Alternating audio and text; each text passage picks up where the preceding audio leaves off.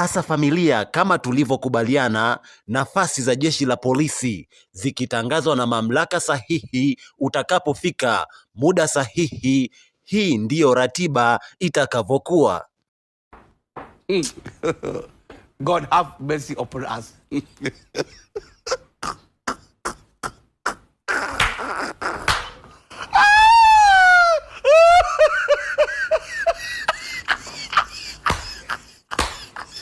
Asa ile day one tu nafasi zimetangazwa pale na mamlaka husika, tangazo la ajira za jeshi la polisi itakuwa hivi.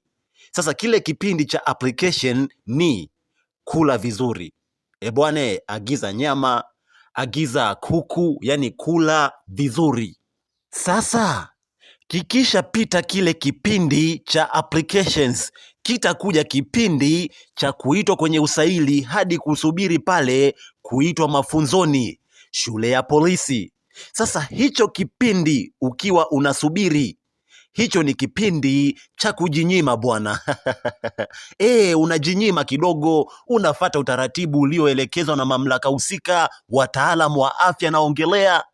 Lakini mfano jina likarudi, ukafanikiwa kuitwa kwenye mafunzo chuo cha polisi au shule ya polisi, sasa kile kipindi ukiwa unajiandaa kwenda shule ya polisi, kula vizuri. Hicho kipindi kifupi, kula vizuri, kula samaki, kula kuku.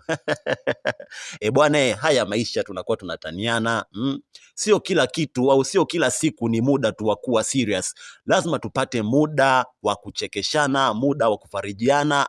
Bwana, mimi nikutakie tu kila la kheri. Mwenyezi Mungu akutangulie. Itakapofika muda sahihi, mamlaka husika, viongozi wetu watatangaza nafasi hizo. Bwana, kila la kheri.